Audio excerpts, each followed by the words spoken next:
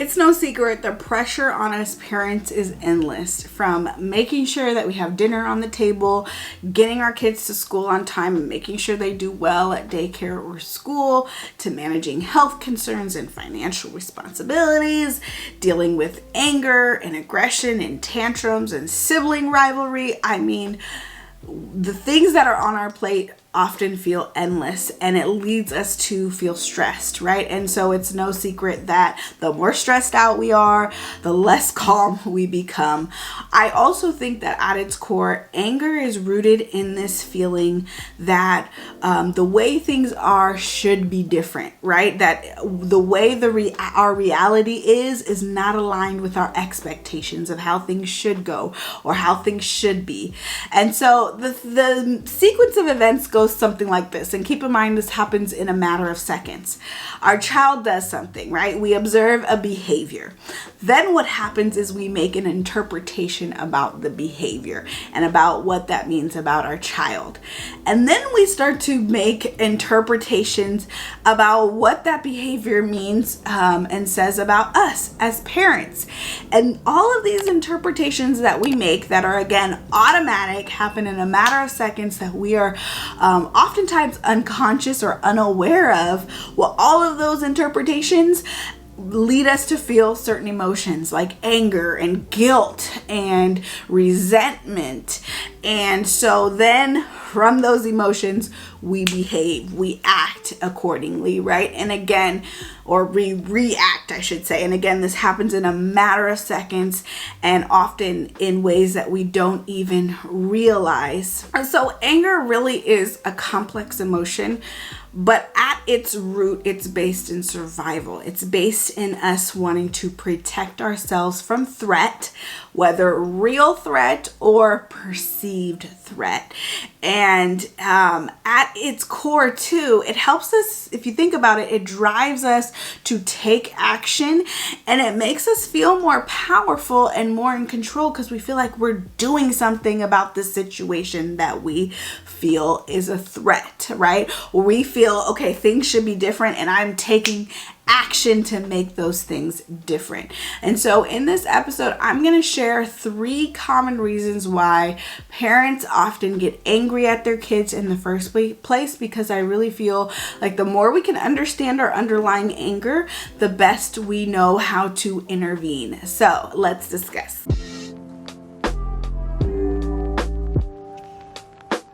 So reason number 1 why you get angry at your kids is because deep down you have a feeling of inadequacy. And nothing sparks more feelings of inadequacy than tantrums, whining, aggressive behaviors, not listening, defiance overall, constant sibling conflict, right? And as parents, it's natural and normal for us to have these expectations of how our children should act, right? And how they should respond to us and how things should go. And I think it also is a very easy slippery slope, if you will, as we are learning more parenting tools and tips and scripts. It's easy to feel disappointed in ourselves, disappointed in our child, frustrated at the tips and the person who taught us the tips, because when, we try something and it doesn't go as planned, right? Our child doesn't respond the way we are expecting them to, the way we are hoping them to. And so that can further lead to feelings, again, of inadequacy, which, if we look at inadequacy, the feeling even deeper, what it really shines light on is our vulnerability, right? And again, anger is an emotion that is rooted in protection and rooted in feeling like we have more control over ourselves and the environment, and that we're actually doing something. So it makes sense when we feel vulnerable, when we feel inadequate, to get frustrated, to feel angry, because again, we all have these expectations of how things should go and how our child should behave. And when reality doesn't match with our expectations, it's very easy for us to feel inadequate and frustrated. And so what I think this really shines light on is the fact that oftentimes, 9 times out of 10, our reaction and our behavior towards our kids when they're misbehaving says more to do with how we feel internally than actually who our child is and what that means about them, right? And so if we can stay mindful of that, right, that I am reacting to my child because deep down I feel vulnerable, deep down I feel inadequate, that's going to help us take more responsibility for our emotions and then respond in more intentional ways to our kids. And I think what it comes down to is when we notice that, right, when we stop and we can be aware of, the root of our feelings, we can start to work on holding our sense of value, holding our sense of worth, despite how our child responds to us, because we know that is going to help us manage our feelings, right? Feel more calm and centered and grounded, so that then we can make the best choice possible. Now, of course, we're not always going to get this right. But again, what I really want to shine light on is that oftentimes when it comes to parenting and the decisions that we make in the relationship with our child, it has more to do with how we're feeling and the underneath the anger. There's so much more that's going on underneath the surface, and that if we drew light to that, we would be able to be a more intentional parent. Like, for example, if our child's not listening to us, it's easy to feel like, they're undermining my authority, right? Or they're undermining my personal importance or my value. And it's easy to make those interpretations and blame our child. And so it's so important to keep that in mind as we are finding ourselves feeling triggered, feeling angry, to look beneath the surface of how those behaviors are being interpreted and how we are really, internalizing these things and feeling vulnerable underneath and feeling inadequate, because that's going to help us, one, take a step back and re-examine our interpretations and then make the most intentional response to our little ones. The other thing I'll say along those same lines when it comes to anger is that it's easy for it to get reinforced, because over time what we learn is that, well, the more angry we are, right, the louder we get, and the more, again, we reclaim our authority and put our child in their place and we get aggressive, the more oftentimes it works, right? It's a very short-term solution, and it often has long-term ramifications, especially in terms of our relationship with our child. But it makes sense why it gets reinforced, because it feels like, oh, well, this is the only thing that works, right? It's only when I get angry at my child that they really listen to me, and all these other things don't, quote unquote, work. And so this is the work of being a positive parent, is to, one, hold true that, although this quote unquote works, at what expense, right? At what cost, especially in the relationship, but also the messages that we're teaching our child. And also, again, the power of looking within ourselves about how we are interpreting different behaviors, and how our own childhoods a lot of the time have to do with our mindset and our perspective as it relates to our role as the parent in this relationship. So all good things to kind of consider and sit back and reflect on is, what comes up for me internally when I get angry at my kids. What interpretations am I making about their behavior and what that behavior says about me? Second common reason why we get angry at our kids is because our expectations of them are way too high.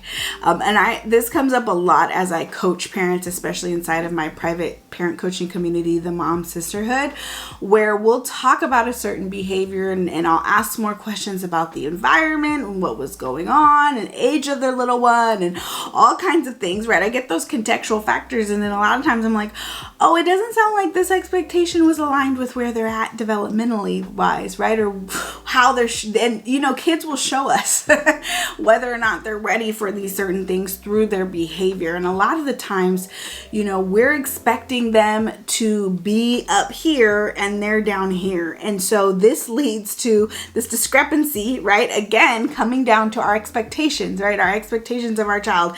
You should be over here. You should be doing this. You should be listening to me, or you should be following directions, or you should just already know how to put on your pants, or whatever it is, right? Like, I expect you to be here and you're down here. And that discrepancy is making me frustrated. It's making me feel angry because I have an expectation of you. This is how you should be, right? And a lot of the times it's easy to fall into this trap because it's like, well, wait, you just did this, right?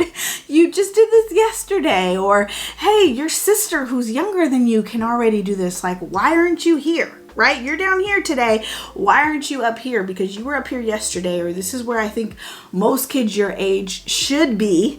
And now I'm angry because now I'm feeling like you're doing this on purpose. You're just defying me. You're just not following directions because you just don't want to. And it's malicious. It's manipulative, right? We're making all these interpretations about what the behavior means. And we're commonly placing our child in this light of like, you're doing this intentionally, right? And then if we think of our child in that way, we're naturally going to feel frustrated at them. We're naturally going to direct anger towards them because we view them as in opposition to us.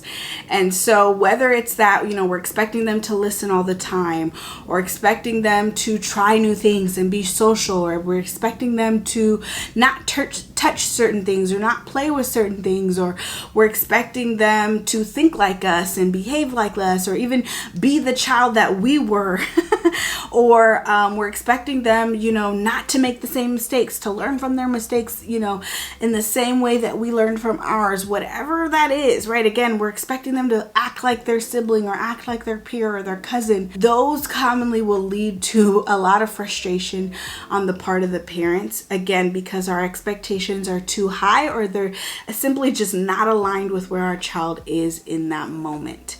Along those same lines, reason number 3 why we are commonly upset and angry at our kids is because we want that instant gratification, right? Again, going back to parenting tips, it's so easy to fall into this trap of like, I learned this tip. I learned how to say, let's say, this certain script, when then statements, right? And Dr. Jasmine said that this was going to help you listen to me. And I did it, and I didn't get that gratification. I didn't get that instant result that I was expecting of you. And now I'm really angry. I'm angry at myself. I'm angry at you. I'm angry at Dr. Jasmine. Right? And it all feels so frustrating, right? Why isn't this working, right? Or why am I not getting some instant gratification?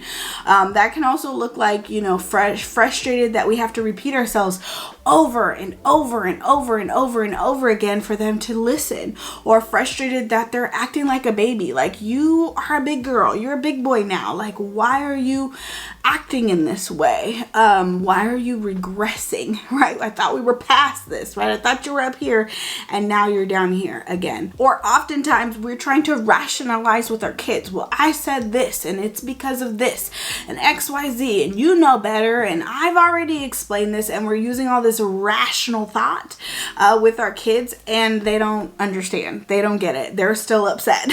And you're like, wait, I'm trying to explain this to you over and over again, and you just don't get it. And a lot of times we are trying to rationalize with them when they are in an emotional state and they simply are not in a space to think logically, right? And to really use their rational brain and to connect with our rational mind. That's often a common mistake we as adults make when we try to interact with kids, is trying to rationalize with them when they're just simply not ready to do that, right? A lot of the times. And that's not really what's going to help them see things differently or connect with what we need them to do, because we're just, again, not on the same thinking field. And so a lot of the times, if you're finding that if this is resonating, the common reasons, it's a lot of the times because, again, our expectations are not aligned with where our child is, and we're expecting all this instant gratification, and our child just really isn't there yet. So if this all resonates and you're looking for more tips on how to be a more calmer parent, definitely stay tuned to next week's episode, because I'm going to be sharing some clear, powerful action steps you can start taking to become a more calmer parent and manage your parenting triggers. Now, in the meantime, while you wait, be sure to download my new resource called A Simple Guide to Becoming a Calmer Parent, where I share more step-by-steps what to do in the moment when you feel angry with your child and so much more. So to download that free guide, you can go to themomspsychologist.com/calm parenting. Again, that's themomspsychologist.com/calm parenting to download my simple guide to becoming a calmer parent. That is it for this episode. I will see you in the next one. Bye.